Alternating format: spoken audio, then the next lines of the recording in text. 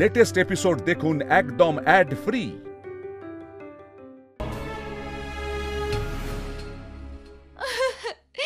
কোথায় আমার ছেলে? কানাই বলো, কোথায় আমার ছেলে? কানাই, আমাদের সব গাভী হারিয়ে গেছে, আমাদের সাহায্য করো কানাই। কানাই, জগতার প্রতাপকে রাত থেকে খুঁজে পাচ্ছি না। কানাই, জানি না রাতে কি ঘটনা ঘটেছে, কোনো গোপালক আর গাভী নেই। তুমি এটা কি বলছো কাকি? এইসব কি করে হতে পারে? একটা নয়, দুটো নয়, সব গোপালক আর গাভীরা কোথায় যেতে পারে? শুধু গোকুলেই নয় কানাই, বরং পুরো ব্রজভূমির সমস্ত গোপালক আর গাভীকে চুরি করা হয়েছে। এ তুমি কি বলছো কাকা? আমারও বিশ্বাস হচ্ছে না কানাই, কিন্তু এটাই সত্য। এখন পুরো ব্রজভূমিতে একটাও গাভী বা গোপালক কেউ অবশিষ্ট নেই। তোমরা কেউ চিন্তা করো না, আমি আমার শাখাদের কিচ্ছু হতে দেব না। আমাদের গোপালক আর গাভীদের কেউ কোনো ক্ষতি করতে পারবে না। ওরা যেখানেই থাকুক, আমি ওদের খুঁজে আনবো। আমি কথা দিচ্ছি।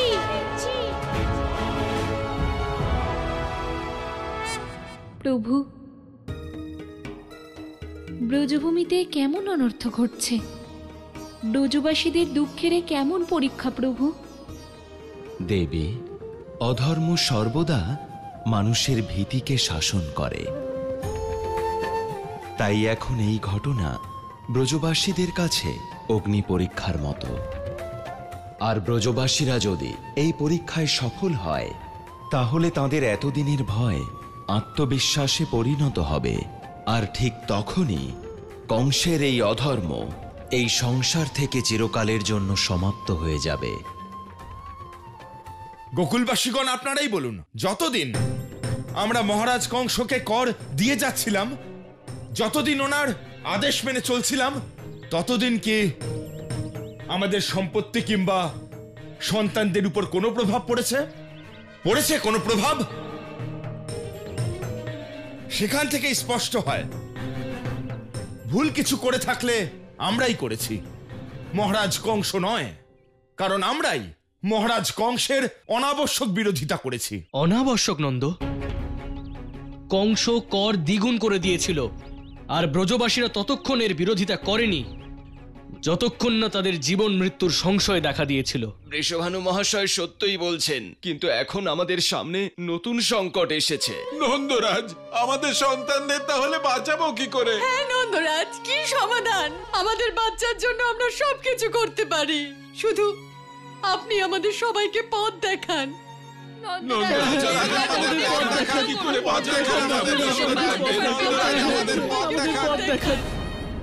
এই কথাটা আমি আগেই বলেছিলাম যে মহারাজ কংসের পা ধরে আমাদের ক্ষমা চাওয়া উচিত।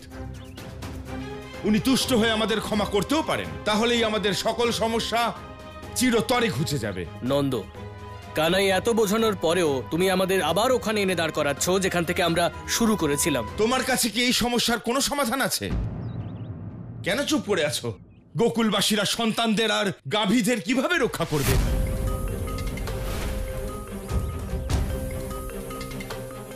আমার যা বলার ছিল বলা হয়ে গেছে। এবার আপনাদের যেটা সঠিক মনে হয় আপনারা সেটাই করুন। হয় সন্তানদের মৃত্যুর জন্য অপেক্ষা করুন, অথবা মহারাজ কংসের পা ধরে ক্ষমা চেয়ে আসুন। এখন এই সিদ্ধান্তটা আপনাদের সবাইকেই নিতে হবে।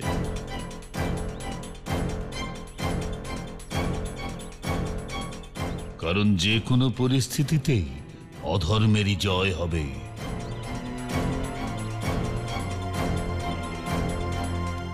আজ আমার পূর্ণ বিশ্বাস হয়ে গেল যে তুমি যে কেউ হতে পারো, কিন্তু আমার মিত্র নন্দ হতে পারো না। নন্দের সাথে আমার মতভেদ তো হতেই পারে, কিন্তু এতটা মনের অমিল হবে না। আমি এটা নিশ্চিত হয়ে গেছি যে তুমি নন্দ নও, কারণ আমার মিত্র কখনোই অধর্মের পক্ষ নিতে পারে না। আজ আমাকে এটা জানতেই হবে যে নন্দের ছদ্মবেশে তুমি আসলে কে, আর আমার মিত্র নন্দ কোথায়। গোপালকেরা, সখারা, জগৎ, প্রতাপ, তোরা কোথায়? দাম, কোথায় তোমরা? কানাই, এখানে তো কেউই নেই। হ্যাঁ কানাই, মনে হচ্ছে যেন বহু বছর ধরে এই জঙ্গলে না কোনো গোপালক এসেছে, না কোনো গাভী মা। এবার আমরা কি করব কানাই? দাদা, আমাদের আলাদা আলাদা ভাগ হয়ে আমাদের সখাদের খুঁজতে হবে। দাদা, তুমি উত্তর দিকে গিয়ে খোঁজো, আমি দক্ষিণ দিকে গিয়ে খুঁজছি। দেরি করো না, চলো আমার সঙ্গে। কানাই, আমরা আবার এসে এখানেই দেখা করব। ঠিক আছে দাদা, সংবাদ পেলেই আমরা এখানেই এসে দেখা করব। হ্যাঁ কানাই, চলো রাধা। আপনি কি বলছেন বৃষভানু দাদা? আমি সত্যি বলছি বৌঠান, আপনার সন্দেহ একদম সঠিক। নন্দের ছদ্মবেশে আমাদের সাথে অন্য কেউ আছে। আপনি কি করে এতটা নিশ্চিত হতে পারছেন? কারণ বৌঠান,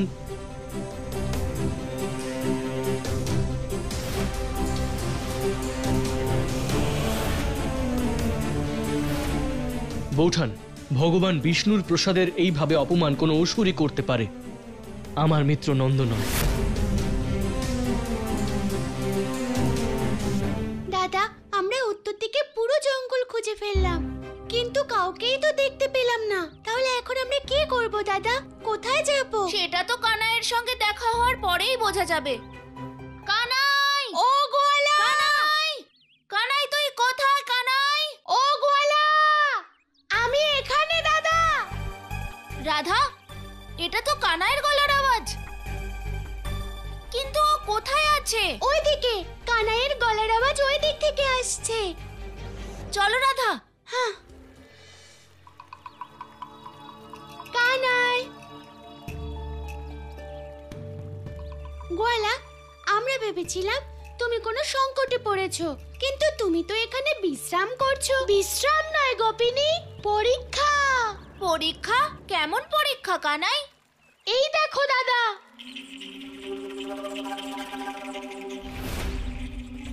এটা তো মনে হচ্ছে বিরাট বড় কোনো সাপের এখান থেকে যাওয়ার চিহ্ন। কানাই, সেটাই তো গোপিনী।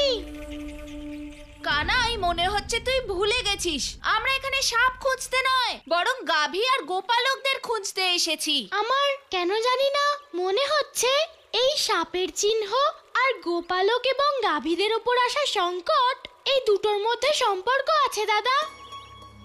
কানাই, তুইও না সবকিছুর সঙ্গে সবকিছুর সম্পর্ক খুঁজে পাস। আমরা আমাদের সময় এই সাপের চিহ্ন দেখে নষ্ট করতে পারবো না কানাই, চল এখান থেকে। বৃষভানু দাদা, যখন উনি ফিরেছিলেন আমারও ওনার ওপর সন্দেহ হয়েছিল, কিন্তু এখন তো প্রমাণিত হয়ে গেল যে উনি নন্দরাজ নন। যশোদা দিদি, এটাও তো হতে পারে যে উনিই নন্দরাজ, আর কোনো অসুর তার নিজের অশুভ শক্তির প্রভাব দ্বারা ওনাকে এরকম করে দিয়েছে। হ্যাঁ কীর্তি, এটা সম্ভব হতে পারে। কিন্তু যদি সেটা সত্যি না হয়, তাহলে নন্দরাজ কোথায়? জানি না কি অবস্থায় আছেন, ওনার জীবন সংকটে নেই তো? ধৈর্য ধরুন বৌঠান, এই সংকটের সময় গোকুলকে যে আপনাকেই সামলাতে হবে। আর সব থেকে বড় ব্যাপার, ওই মায়াবী যেন কোনোভাবেই না জানতে পারে যে আমরা ওর সত্যতা জানতে পেরেছি। বৃষভানু দাদা, আমাদের নন্দরাজকে খুঁজতে হবে, আমরা ওনাকে ছাড়া কিচ্ছু করতে পারবো না। বৌঠান, কোনো মায়াবীর নন্দের ছদ্মবেশে গোকুলে আসা আর গোকুলের গোপালকদের এইভাবে উধাও হয়ে যাওয়া, এই দুটো ঘটনাই পরস্পরের সাথে যুক্ত। আর আমার মনে হচ্ছে যে এর পেছনে ওই অধর্মী কংসেরই হাত আছে। বৃষভানু দাদা, আমরা কি করব? নন্দরাজকে খুঁজবো কি করে?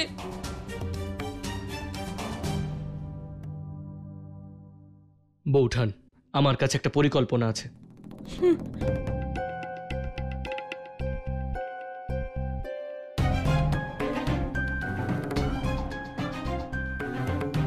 শুধু বৌঠান, আপনি আমাকে নন্দের একটা বস্ত্র এনে দিন। হ্যাঁ, আমি এক্ষুনি আনছি। অবশেষে বন্ধু তো বন্ধুকে চিনেই ফেলেছে, কিন্তু নন্দকে চিনতে তুমি অনেক দেরি করে ফেলেছো বৃষভানু। আমি এসে গেছি, ওই ছলনাকারী নারায়ণের শত্রু, কংসের মিত্র, গ্রহদের রাজা রাহু। এই মুহূর্ত থেকে শুরু হচ্ছে এই গোকুলের রাহু কাল।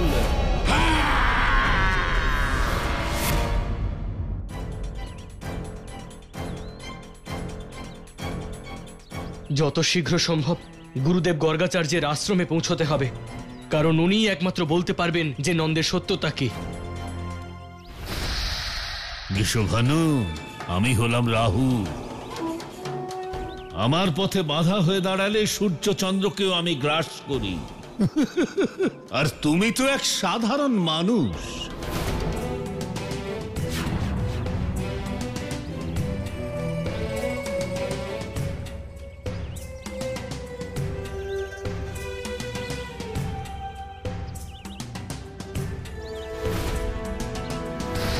বৃষভানু, তুমি জানো না এই সংসারে সমস্ত আকস্মিক দুর্ঘটনা এবং আকস্মিক মৃত্যু এই রাহুর কারণেই হয়। এবার এটাই দেখার যে তোমার মৃত্যু কি প্রকারে হয়।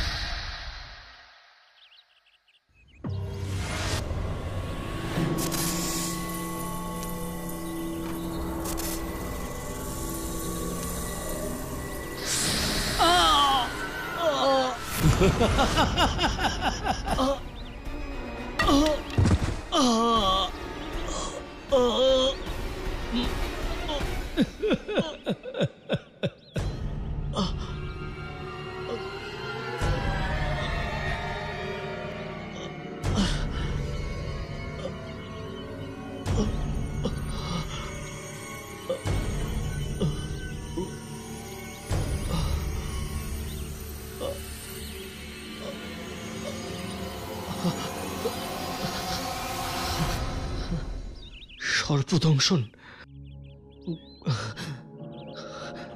যাই হয়ে যাক না কেন, কিন্তু আমাকে গুরুদেবের আশ্রমে পৌঁছতেই হবে।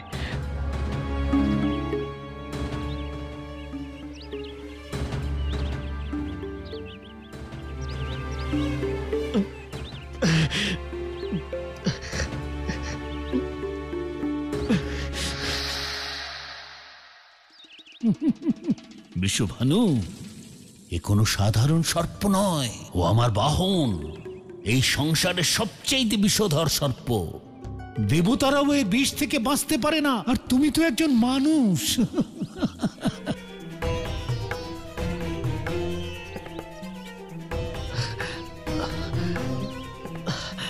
গুরুদেব, গুরুদেব। বৃষভানু, গুরুদেব,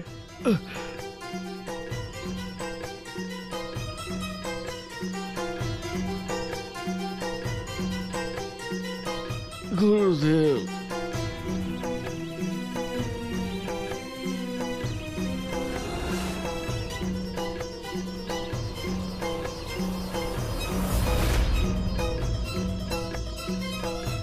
সর্পদংশন।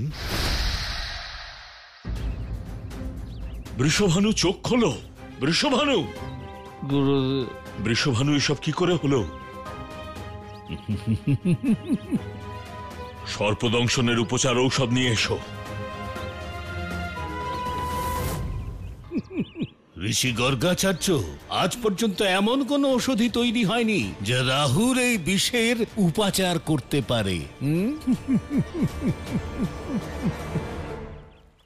এখন কেমন কষ্ট পাচ্ছে ব্রজবাসীরা?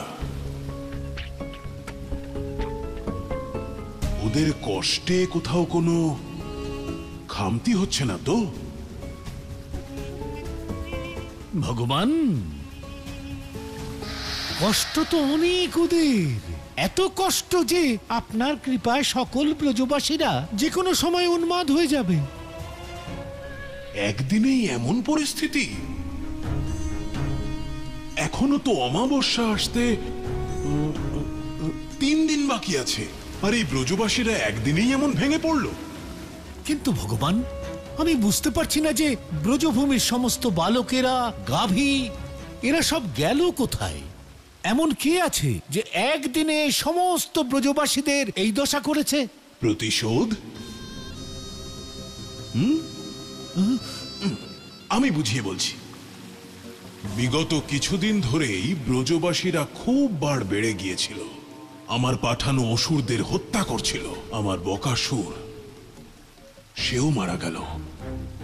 সেই হত্যার প্রতিশোধ নিতে তার ভাই এসেছে। বকাসুরের ভাই অর্থাৎ অঘাসুর? হ্যাঁ, আমার সবচেয়ে প্রিয় মিত্র আর সর্বনাশের সবচেয়ে বড় অসুর অঘাসুর।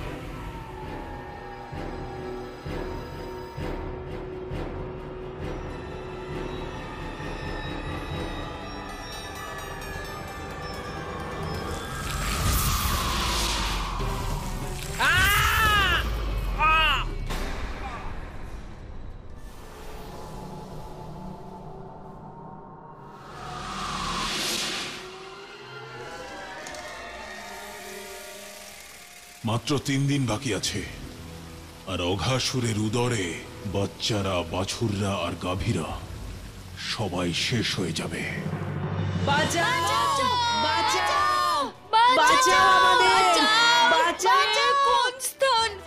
আমরা ঘুমোতে ঘুমোতে কোথায় এলাম? সখাদাম, সেটা তো জানি না, কিন্তু এখানে এত গরম, আমার মনে হয় না এখান থেকে আর জীবিত ফিরতে পারবো। না জীবক, আমি মরতে চাই না। বাঁচাও, বাঁচাও! এত বড় সংকট থেকে আমাদের কানাই বাঁচাতে পারবে।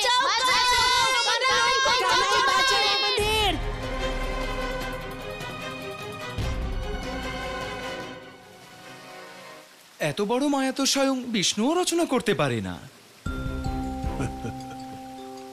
সত্য বলেছ প্রলব্ধ।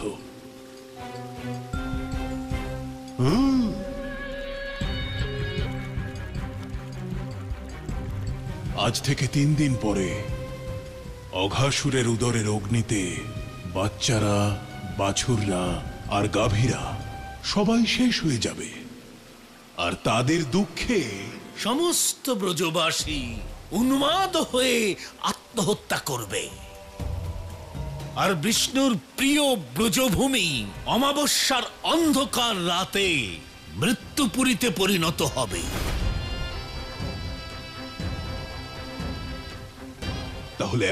তাহলে এখন আমাকে কি করতে হবে?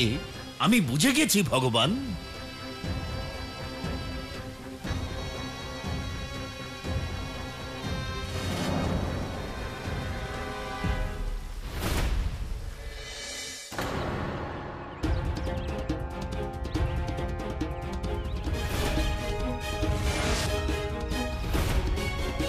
এটা তো মনে হচ্ছে বিরাট কোনো সাপের এখান থেকে যাওয়ার চিহ্ন। কানাই, সাপের যাওয়ার চিহ্ন? সাপ গোকুলে কেন এসেছিল? আগামী অমাবস্যার রাতে ব্রজভূমি মৃত্যুপুরী হয়ে যাবে। মা বলে সাপের উদরে কোনো প্রাণী 5 দিনের বেশি জীবিত থাকতে পারে না। যেদিন গোপালক আর গাভীরা অদৃশ্য হয়েছিল তার ঠিক 5 দিন পরেই অমাবস্যা। কংস মামা যে মৃত্যুর তাণ্ডবের কংসবাণী করেছিল, এটা তাই নয় তো? যদি আমার অনুমান সত্যি হয় তাহলে গোপালকদের রক্ষা করার জন্য 3 দিনই সময় আছে। কানাই, কানাই, দামোদর কাকা, কানাই, গাভীদের আর গোপালকদের পাওয়া গেছে। তাই? কোথায় তারা? তা আমি জানি না, কিন্তু নন্দরাজ জানেন। আর আজ উনি সমস্ত গোকুলবাসীদের সামনে সেই রহস্য উন্মোচিত করতে চলেছেন। তাড়াতাড়ি করো কানাই, তাড়াতাড়ি চলো। হ্যাঁ চলো কাকা। ওম নমো ভগবতে বাসুদেবায় নমঃ। ওম নমো ভগবতে বাসুদেবায় নমঃ।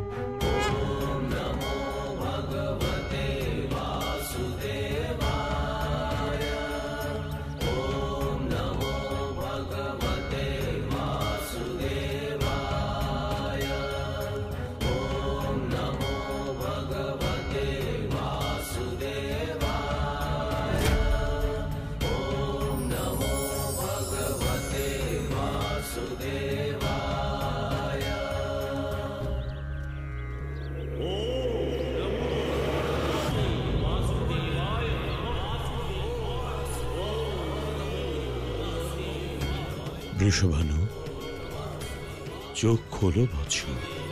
নারায়ণের কৃপায় এখন তোমার জীবন সংকট থেকে মুক্ত। চোখ খোলো বৎস।